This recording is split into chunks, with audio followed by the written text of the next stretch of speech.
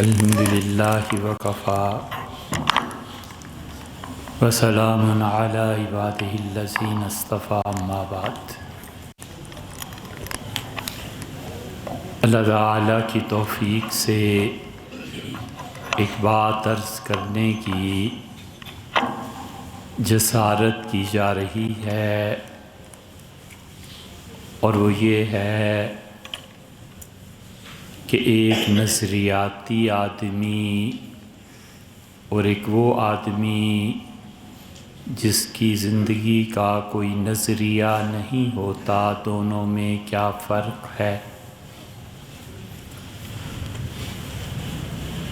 انسانی عقل اور شعور نے جتنی بھی ترقی کی، اس نے ایک بہت خوبصورت تہذیب کو جنم دیا، اور وہ یونان کی تہذیب تھی۔ سقراط، افلاطون اور بڑے بڑے لوگ، اور ان کے شاگردوں میں ارسطو، اور ان سب سے پہلے فیثاغورس پیدا ہوئے، اور ان لوگوں نے جن حقائق کے ساتھ دنیا کو باندھا اور دنیا کو جن نظریات کی تعلیم دی، ان میں سے بہت سے نظریات اب تک قائم ہیں اور دنیا اسی پر چل رہی ہے۔ اور انہوں نے یہ بتایا کہ نظریاتی انسان اور غیر نظریاتی انسان میں کتنا فرق ہوتا ہے۔ مذاہب نظریاتی انسانوں کو پیدا کرتے ہیں، اور نظریاتی آدمی کا تعصب دنیا کو نفع دیتا ہے۔ تعصب، حمیت، اس کی ایک قسم یہ ہے کہ حمیت جاہلیت پر مبنی ہو، اور اللہ تعالیٰ نے قرآن کریم میں فرمایا ہے کہ فی قلوبہم الحمیہ، اور ان کے دلوں میں حمیت ہے۔ حمیت آسان لفظوں میں یہ سمجھ لیں کہ کسی چیز کے دفاع کے لیے، کسی چیز کو اپنا جانتے ہوئے اس کے دفاع کے لیے جو شدید تصور کے نتیجے میں حفاظت پیدا ہوتی ہے، وہ ہے حمیت۔ ایک آدمی کو کسی چیز سے محبت ہے اور وہ اس میں غیر کی شراکت برداشت نہیں کر پاتا، اور وہ محبت اسے اس پہ آمادہ کرتی ہے کہ وہ اس کی حفاظت کرے، اور اگر کوئی اس میں دخل دیتا ہے اور اس کی محبوبہ چیز کو وہ حاصل کرنا چاہتا ہے، تو یہ پوری قوت کے ساتھ اس انسان کو یا اس چیز کو روکے۔ یہ ہے حمیت۔ یہ حمیت مذہب کا دفاع کرتی ہے، یہ حمیت کا پیدا ہونا نظریے کا دفاع کرتا ہے، یہ حمیت کا پیدا ہونا خاندان کا دفاع کرتا ہے۔ اور اگر حمیت مر جائے تو پھر اس انسان کو کوئی پرواہ نہیں رہتی۔ کہتے ہیں کہ بڑھاپے کی شادی اور بینک کا چوکیدار، دونوں کی رات کی نیند یکساں ہوتی ہے، دونوں بار بار اٹھ کے دیکھتے ہیں کہ جس کی حفاظت کرنی ہے کہیں نقب تو نہیں لگا رہا کوئی۔ اس لیے حمیت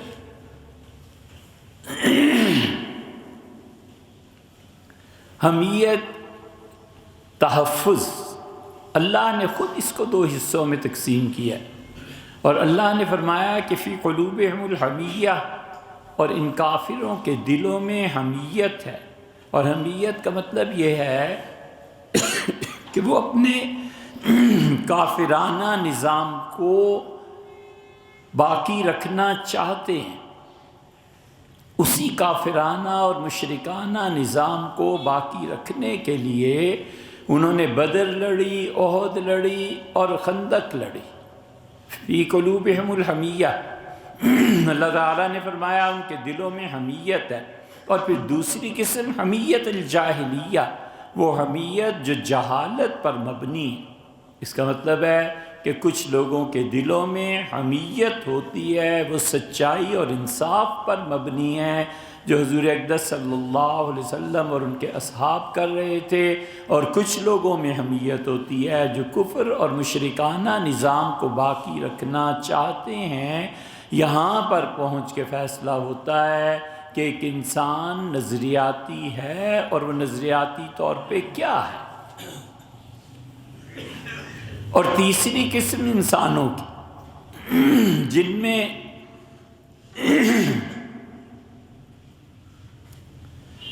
انسانوں کی تیسری قسم جس میں کوئی حمیت نہیں ہوتی، وہ جانور ہوتے ہیں اور انہیں ہانکا جا سکتا ہے۔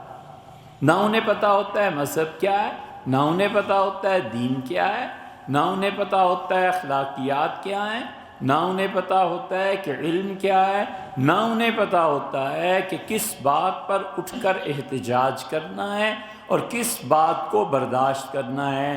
نتیجہ یہ کہ وہ ایسی آواز سنتے ہیں جس آواز کے پیچھے جھوٹ کھڑا ہوتا ہے، اور وہ پوری قوم اس آواز کے پیچھے چل پڑتی ہے۔ انہیں کچھ پتہ نہیں ہوتا کہ یہ جو آواز آ رہی ہے یہ ان کی تقدیر کا کیا فیصلہ کرے گی۔ یہ غیر نظریاتی لوگ ہوتے ہیں، یہ جانور ہوتے ہیں، انہیں ذبح کر دیا جاتا ہے، ان کی قسمتیں بیچ دی جاتی ہیں، ان کی عورتوں کو گھروں سے اٹھا کر لے جاتے ہیں، اور ان کی نسلوں کو بہت معصومیت سے لے کر جاتے ہیں، اور تعلیم اور تربیت کے بعد یہ اپنی اگلی نسلوں کو دیکھتے ہیں کہ اس کے ہاتھ میں کتے کی زنجیر پکڑی ہوئی ہے۔ یہ وہ لوگ ہیں جو جانور پنے کو اختیار کرتے ہیں، اور ان کی آئندہ نسلیں بھی اس جانور پنے میں چلی جاتی ہیں۔ اس لیے نظریات پہ دنیا چلتی ہے اور نظریات پہ دنیا پھیلتی ہے۔ اس وقت دنیا میں بڑی طاقت جو امریکہ شمار ہوتی ہے اور جو امریکی ہیں، ان میں اب تک یہ کشمکش جاری ہے کہ نظریات پہ مبنی انسان کیسے پھیلیں گے اور ان کے نظریے کو کیسے تحفظ دیا جائے گا۔ یہ ان کے لیے بڑی مصیبت ہے۔ اس کا قطعاً نہیں انکار کیا جا سکتا کہ امریکہ اس وقت دنیا میں اسلحے سے جبر کر رہا ہے، اور امریکہ اس وقت دنیا میں اپنے اسلحے کے زور پر اقوام کو نیست و نابود کرنا چاہے، اور جب اس سے کرنا چاہا تو اس سے بہت کوشش کی اور کامیابیاں بھی حاصل کی، لیکن امریکہ میں یہ اب بھی طاقت نہیں ہے کہ دنیا میں نظریاتی طاقتوں سے ٹکر لے، نظریاتی طاقتوں کو جو اپنے زیر اثر لائے۔ ہاں البتہ ڈیموکریسی کے نام پہ وہ ان جانوروں کو اکٹھا کرتا ہے، ان جانوروں کی ذہنی تربیت کرتا ہے کہ تم اس محاذ پہ مت جاؤ جس کے متعلق خدا نے یہ کہا ہے کہ فی قلوبہم الحمیہ، ان کے دلوں میں حمیت ہے۔ اگر تمہیں نظریاتی لوگ مقابلے میں مل گئے تو تم ان کے کیمپ میں مت جاؤ اور ہمارے کیمپ کو مزید مضبوط کرو تاکہ ہم دنیا میں اپنے سسٹم کو غالب کریں۔ دنیا ہمیشہ نظریات پر چلتی ہے، وہ کفر ہو یا اسلام ہو، اور جو اپنا تعلق کہیں سے بھی نہیں رکھتے، بغیر کسی نظریے کے زندگی گزار رہے ہوتے ہیں، وہ جانور بالآخر وہی کچھ ہوتا ہے جو جانوروں کے ساتھ ہوتا ہے۔ انہیں اس سے کوئی زیادہ غرض نہیں ہوتی کہ وہ اپنے ماحول سے کچھ سیکھیں، اس کے بعد وہ جت جائیں، چاہے وہ بیل ہو، چاہے وہ گائے ہو، چاہے وہ بکری ہو دودھ دیتی ہو، اور چاہے دمبا ہو ذبح ہو جائے، اور افزائش نسل کا کام کریں کہ وہ ایک دمبا ہے تو آگے 10-15 دمبے ہو گئے، وہ ایک بکری ہے تو آگے 50 بکریاں ہو گئیں، اس کے علاوہ پھر موت ہے، بس آخر پہ ذبح ہو جائے۔ یہ ان ضعیف قوموں کا مستقبل ہے جن میں کوئی نظریہ نہیں پایا جاتا۔ علامہ اقبال نے اسی لیے کہا ہے کہ مکافات عمل اسے کوئی نہیں روک سکتا۔ نظریہ تھا کہ عورت، زمین، زر، یہ تینوں چیزیں لوگوں میں فساد پیدا کرتی ہیں، سو اس کو اس طرح کرو کہ عورت، زمین اور زر، ان تینوں چیزوں کو نیشنلائز کر دو۔ بھٹو صاحب کے زمانے میں یہ افواہ بہت اڑی تھی کہ گورنمنٹ گولڈ کو نیشنلائز کر رہی ہے، وہ نہیں ہوا، یہ الگ بات ہے، لیکن افواہ بہت تھی۔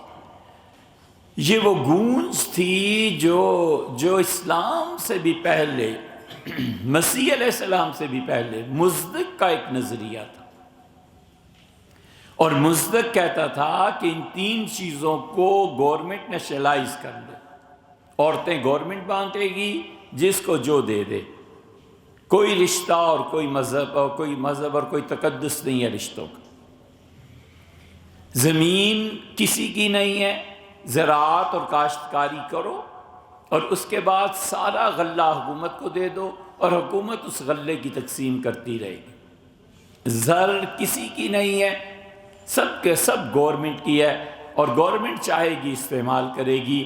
اس نظریے نے پھر عروج پکڑا، کارل مارکس آ گیا، اور پھر اور آ گئے، اور اینگلز آ گیا، اور سجاد صاحب آ گئے، بننے بھائی آ گئے، نہرو آ گیا، یہ سب کے سب، سبط حسن آ گئے، یہ سب اس نظریے کے پیروکار تھے۔ اور نظریاتی طور پر دنیا میں اب بھی ایسے لوگ پائے جاتے ہیں۔ اور ایک نظریہ وہ ہے جو مذاہب نے دیا، جو انبیاء علیہ الصلوۃ والسلام نے دیا۔ اس لیے انسان جو نظریات کے ساتھ جیتے ہیں اور زندگی بسر کرتے ہیں، یہ اصل میں تین چیزوں کے تعلق کو قائم رکھتے ہیں۔ اس کائنات کے حقائق میں ایک ہے انسان، اور دوسرا ہے خدا، اور تیسری خود یہ کائنات ہے۔ مذاہب کے ماننے والے، چاہے وہ عیسائیت کو مانتے ہوں، چاہے وہ مسلمان ہوں، اور چاہے وہ یہودی ہوں، وہ ہمیشہ روایتی آدمی اس تثلیث کے گرد گھومتا رہا ہے کہ میں جو کام کرنے لگا ہوں، میں پانی پینے لگا ہوں، شادی کرنے لگا ہوں، میں بزنس کرنے لگا ہوں، میرے اس فعل کا اثر دو پر کیا پڑے گا، خدا کے ساتھ تعلق میں میرا کیا بنے گا، حلال اور حرام کی تمیز مجھے کرنی ہے یا نہیں کرنی، اور اس کے ساتھ ساتھ تیسرا تعلق میرا اس کائنات اور دنیا سے ہے، میرے اس فعل کا اثر دنیا پر کیا پڑے گا۔ ہمیشہ نظریاتی انسان ان تین چیزوں میں اب تک زندگی بسر کرتا ہے۔ وہ کہتا ہے کہ میں شادی کر لوں، کیا اللہ نے اس رشتے کو جائز قرار دیا ہے؟ اچھا اللہ نے جائز قرار دیا ہے تو اگر میں کر لوں تو میری سوسائٹی پہ کیا فرق پڑے گا؟ ماں کیا کہے گی، باپ کیا کہے گا، چچا، تایا، ماموں وغیرہ وغیرہ، یہ سب لوگ کیا کہیں گے؟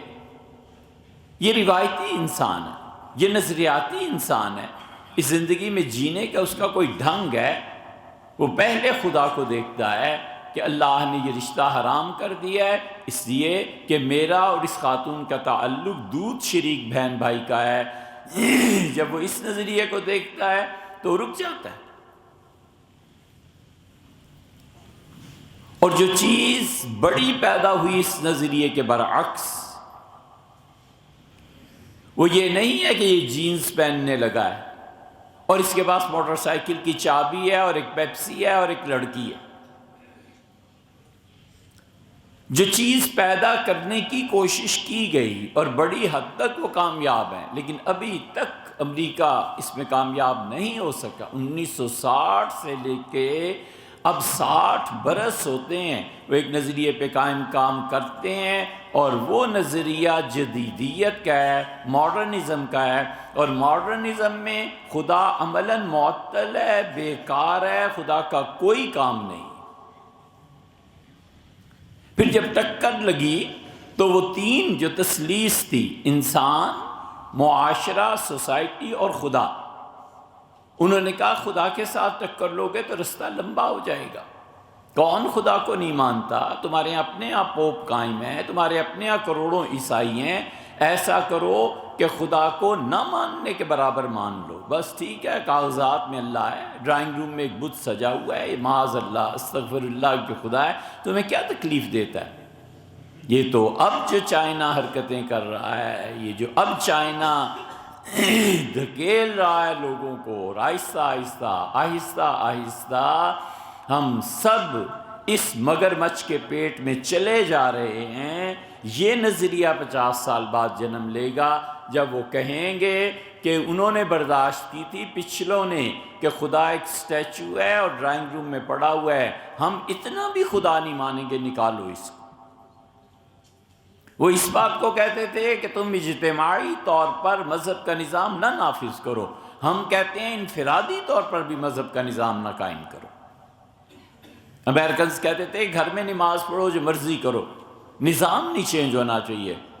جو آنے والے چائنیز ہیں وہ کہتے ہیں خدا امریکہ گیا جہنم میں، اور اس کے نظریات تم تنہائی میں بھی نماز نہیں پڑھو گے۔ ہم چیک رکھیں گے پورا، کیونکہ انہوں نے جو ڈھیل چھوڑی تھی کہ مذہب کو پرسنل لیول پہ لو، یہی پرسنل لیول عذاب بن جاتا ہے، بعد میں نظریات چینج ہو جاتے ہیں۔ ہم اس کو بھی گوارا نہیں کرتے، نتیجہ یہ نکلے گا اس کا کہ وہ ہوگا جو وہ چاہتے ہیں، اور انہوں نے اپنا سارا، ان کا خدا کو معطل کرو، بیکار کرو۔ اور اس سے پہلے جو موجود تھے مغرب کے فلاسفہ، انہوں نے کہا خدا سے ٹکر، خدا ہی نہیں ماننا، یہ لمبا سفر ہے، اس طرح کرو کہ بس اس طرح کر دو خدا گویا ہے ہی نہیں۔ اور اس کا بہت بڑا اثر جس تہذیب نے قبول کیا ہے، کہتے ہوئے شرم آتی ہے، مگر اس کا بہت بڑا اثر اتنا عیسائیوں نے نہیں قبول کیا جتنا اس امت نے قبول کیا ہے۔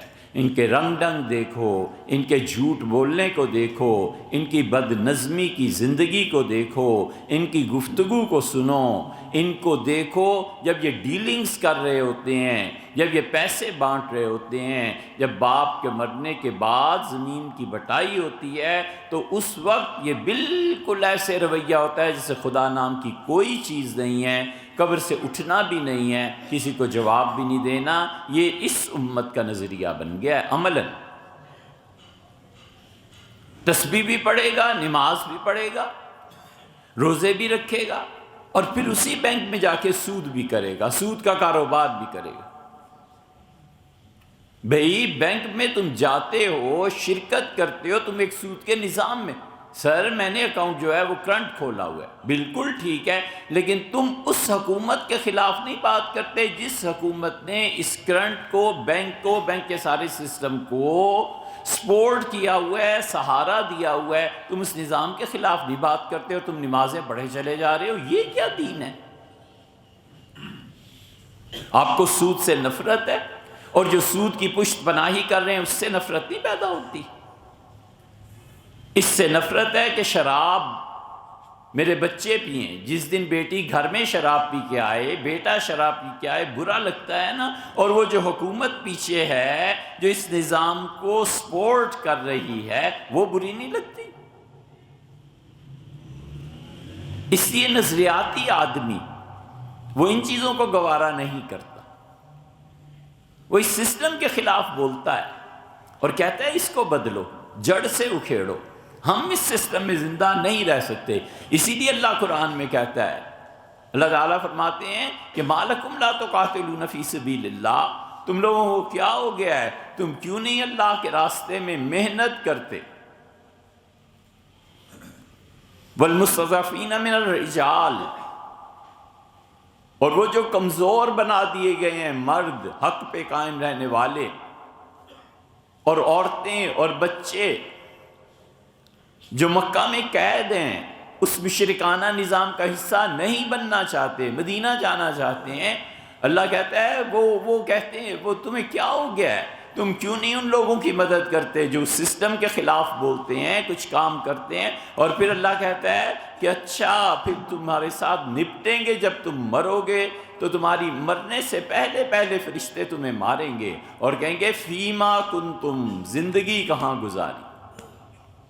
یہ ہے وہ بات، زندگی کہاں گزاری؟ ہم کفر کے نظام کو برداشت کرتے رہے، ہم سود کی ڈیلنگز کرتے رہے، ہمارے بچے کمپیوٹرائز سسٹم کے تحت وہ کفر کے سارے نظام رائج کرتے رہے۔ ہم ان نسلوں کو پالنے والے تھے، ہم ان نسلوں کے بانی تھے، ہم تیرے دین کے خلاف چلنے والوں کو سپورٹ کرتے تھے، ہم اپنے موبائلز کو یہ استعمال کرتے تھے۔ یہ ساری چیزیں پوچھے گا وہ، فرشتے ماریں گے، 2 مرتبہ یہ سوال ہوگا۔ ایک موت کے وقت اللہ کہتا ہے فیما کنتم، زندگی کہاں گزاری، اور ایک قبر میں جائیں گے نا تو وہ مولوی پتہ نہیں کیوں یہ حدیث پوری نہیں سناتے، تم سے پوچھا جائے گا تمہارا دین کیا ہے حضور صلی اللہ علیہ وسلم کے متعلق اور اللہ کے متعلق، آگے بھی تو بولو۔ حدیث میں آگے آتا ہے کہ فرشتے کہیں گے فیما کنتم، زندگی کہاں گزاری؟ ہے جواب، فرشتے پوچھیں گے فیما کنتم، زندگی کہاں گزاری؟ اللہ فرماتے ہیں الا المستضعفین، ہاں مگر وہ لوگ جو مجبور تھے، قید میں تھے، جیل میں تھے، اپنی جان کا جن کو خطرہ تھا بیچاروں کو، اور ذمہ داریاں زیادہ تھیں، وہ کہتے ہیں ربنا اخرجنا من هذه القرية الظالم اهلها، اللہ اس بستی سے نکال جس کے حکمران بڑے ظالم ہیں، کفر کے قوانین نافذ کیے ہوئے ہیں، وَجَعَلْ لَنَا مِن لَّدُنْكَ نَصِيرًا، اللہ اپنی طرف سے مدد بھیج، وَجَعَلْ لَنَا مِن لَّدُنْكَ سُلْطَانًا، اللہ اپنی طرف سے طاقت عنایت فرما، وَجَعَلْ لَنَا مِن لَّدُنْكَ نَصِيرًا، اور اللہ اے پروردگار اپنی طرف سے نصرت مدد کو نازل فرما۔ اللہ نے یہ نہیں کہا کہ ہم ان لوگوں کو بخش دیں گے، اللہ نے یہ نہیں کہا کہ ان مجبوروں پر ہم اللہ نے کہا عسى اللَّهُ أَن يَعْفُوَ عَنْهُمْ، ممکن ہے موت کے وقت اور قبر کے وقت ہم معاف کر، امکان کہا ہے، یہ نہیں کہا میں کروں گا، فرمایا عسى اللَّهُ أَن يَعْفُوَ۔ ہم کتنے بڑے گناہ کے مرتکب ہو رہے ہیں اس ظلم کے نظام میں، ہم کس نظریے کے؟ اسی لیے انلائٹنمنٹ جب آیا ہے، اسی لیے جب جدید تحریکات اٹھی ہیں، انہوں نے کہا 3 ہیں، ایک خدا ہے، ایک فرد کا وجود ہے، ایک کائنات ہے، تو تم اس طرح کرو کہ اللہ کو نہ چھیڑو، نہ اس کی تحریک جاؤ اللہ ہے ہی نہیں، یہ اللہ کو مانتے ہیں، مانتے رہے، نماز پڑھتا ہے پڑھتا رہے، تسبیح کرتا ہے 100 نہیں 1000 مرتبہ کرے، مگر نظام کو نہیں چلنے دینا، نظام سے باہر اسے رکھو، یہ فساد پیدا کرے گا۔ اور 2 چیزیں باقی رہ گئی تھیں، ایک فرد اور ایک یہ کائنات۔ آنے والے جو لوگ تھے انہوں نے فرد کے تصور کو بدل دیا، انہوں نے کہا فرد اور عقل یہ 2 چیزیں باقی رکھو، باقی کو نکال دو۔ جو روایتی انسان تھا اسے بھی بھول جاؤ۔ روایتی انسان کو بھولنے کا مطلب یہ ہے کہ رشتوں کا تقدس بھول جاؤ۔ مذہب نے دودھ کی وجہ سے، نسب کی وجہ سے جن رشتوں کو حرام قرار دیا ہے ان رشتوں کو توڑو۔ کوئی ماں ماں نہیں، اور کوئی بہن بہن نہیں، اور کوئی پھوپھی پھوپھی نہیں، صرف مرد اور عورت کا تصور ہے، اس سے زیادہ کچھ نہیں۔ جس چیز سے تمہیں مدد ملتی ہے اس چیز کو رائج کرنا ہے، اور انہیں 2 چیزوں سے مدد ملتی ہے، ایک نظام کا سیکولر ہونا، نظام کا اللہ کے دین کے خلاف ہونا، یعنی اس حد تک سفاکیت اور اس حد تک درندگی پہ اتر آؤ، اس حد تک وحشی بن جاؤ کہ اس مرد کو مرد ہی نہ رہنے دو۔ یہ قابل قبول ہے، لیکن اللہ نے اگر کہا ہے کہ 80 درے لگاؤ تو وہ قابل قبول نہیں، اس لیے کہ یہ راہ دکھانی ہے کہ جہاں جبر کرو گے ہم کاٹ کے رکھ دیں گے، تم مرد ہی نہیں رہو گے، اور جہاں جبر نہیں ہے آپس کی رضامندی ہے، کوئی پرواہ نہیں، کون پوچھنے والا ہے۔ یہ ہے نظام جو سپورٹ کرتا ہے اس نظریے کو کہ انسان اور عقل، اس کے علاوہ کچھ نہیں۔ اور روایتی انسان کہتا ہے کہ میں، اس کائنات کا وجود اور اللہ، یہ 3 ہیں، مجھے دونوں کا خیال کر کے جینا ہے، مجھے دونوں کے ساتھ چلنا ہے، سوسائٹی سے کٹ کے میں کہاں رہ سکتا ہوں۔ میرا نظریہ ہے کہ جو کچھ میں کرنے لگا ہوں، اللہ کیا کہتا ہے؟ اللہ کہتا ہے یہ حرام ہے، میں نہیں کر سکتا۔ اللہ کہتا ہے یہ حلال ہے، بالکل میں جائز ہے، ٹھیک ہے کر سکتا ہوں۔ اور اس کا اللہ کے کہنے کے باوجود کہ یہ حلال ہے، میرے گھر پہ کیا اثر پڑے گا؟ ماموں کی بیٹی، چچا کی، یہ سب جائز ہیں رشتے، لیکن میں جانتا ہوں کہ اگر یہ خاتون میرے گھر میں آ گئیں تو والدہ کو سخت ناپسند ہے، میں جیوں گا کیسے؟ زندگی کیسے گزرے گی؟ یہ پیسہ ہے، بڑی اچھی نوکری ہے، اللہ نے بھی اس کی اجازت دی ہے، لیکن ماں باپ کہتے ہیں کہ ہماری خدمت میں رہو بیٹے، کم کما لو، لیکن ہماری راحت اور آرام اسی میں ہے کہ تم آنکھوں کے سامنے رہو۔ وہ کہتا ہے اچھا امی میں آپ کی آنکھوں کے سامنے ہوں، میں یہیں رہوں گا، میں کہیں نہیں جاتا۔ اب اس کو پتہ ہے کہ پیسہ زیادہ، لیکن وہ سوچتا ہے کہ اس پیسے کی کیش میں کس کو بھینٹ چڑھا رہا ہوں، اپنی ماں کے سکون کو بھینٹ چڑھا کر 4 گھنٹے زیادہ نوکری کر کے پیسے کما رہا ہوں، پیسے پھر آ جائیں گی، ماں کہاں ملے گی؟ یہ ہے وہ چیز۔ ان کو دو سے سپورٹ ملتی ہے، ایک سیکولرزم سے، وہ کہتے ہیں سسٹم ہی ایسا پیدا کرو کہ حلال حرام سب ختم، سسٹم ایسا بناؤ کہ اس میں دین کی کوئی چیز باقی نہ رہنے دو، اپنے ملکوں میں ایسے نظام نافذ کرو، جبر ہے تو نامرد بنا دو، اور رضامندی ہے تو کوئی پرواہ نہیں، سارے بنگلے کھلے ہیں اور دن رات سب برابر ہے۔ یہ وہ نظام ہے جس میں ہم جی رہے ہیں، جس میں ہم نمازیں پڑھتے ہیں۔ شرم نہیں آتی نماز پڑھتے اور پڑھاتے ہوئے کہ اے رب تیرے ساتھ کفر ہے، شرک ہے، تیرے ہوتے ہوئے ہم لوگ کس کو مان رہے ہیں، کس کو خدا عملاً ہم مان رہے ہیں؟ وہ یہ سیکولر، اور جو چیز سپورٹ کرتی ہے وہ پیسہ ہے۔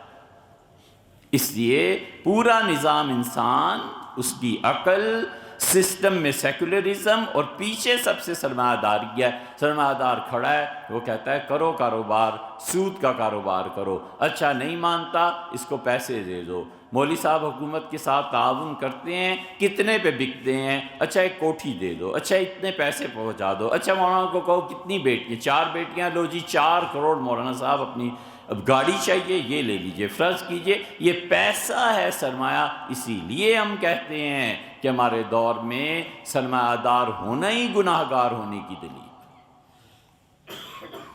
سرمایہ دار ہونا ہی گناہ گار ہونے کی دلیل ہے۔ سرمایہ دار ہونا ہی انسان کو گناہ میں ملوث کرتا ہے۔ اسے نظر نہیں آتا کہ اس سوسائٹی میں نظریاتی لوگ نہیں پیدا ہو رہے، میں کوئی اسکول بناؤں، کوئی مدرسہ بناؤں، کوئی تعلیم کا بندوبست کروں۔ اس سوسائٹی میں کتنی بچیاں ایسی ہیں جن کی شادی نہیں ہو رہی، اور شادی کا مجھے بندوبست کرنا ہے، میری ذمہ داری ہے کہ میں، فقہا نے لکھا ہے کہ اگر کسی بستی میں کوئی تعلیمی ادارہ نہ ہو تو وہاں کے جو سرمایہ دار ہیں ان کا سرمایہ ضبط کر کے، فقہا کہتے ہیں کہ وہاں پر 2 آدمی 3 آدمی ان کو،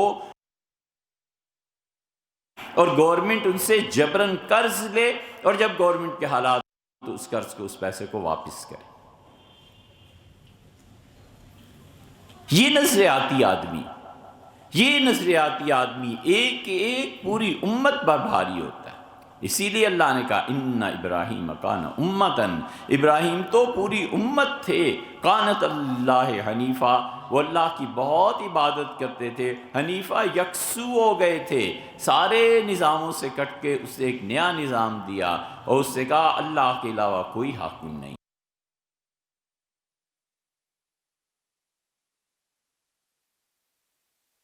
اللہ ہی کی مان کے چلنا ہے۔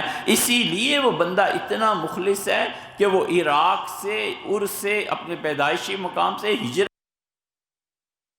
عراق سے فلسطین جا رہا ہوں، وہ کہتا ہے انی مہاجر الی ربی، اے پروردگار میں آپ کی طرف ہجرت کر رہا ہوں، میں آپ کے پاس آ رہا ہوں۔ کتنا بلیغ جملہ ہے۔ اسی لیے اللہ کہتا ہے وَجَعَلَهَا كَلِمَةً بَاقِيَةً فِي عَقِبِهِ، اور ابراہیم اپنی اولاد میں بہت اچھا جملہ چھوڑ کر گیا۔ اللہ نے تعریف کی جو اس نے اپنی اولاد اسحاق اور اسماعیل کو سکھایا تھا، اور اسحاق کے بیٹے اور اسماعیل کی اولاد، ان میں وہ جملہ باقی رہا۔ اسحاق سے پھر یعقوب ہوئے، اور یعقوب علیہ السلام جب ان کے انتقال ہوتا ہے، قرآن ہی ہمیں بتاتا ہے وہ جملہ کیا تھا۔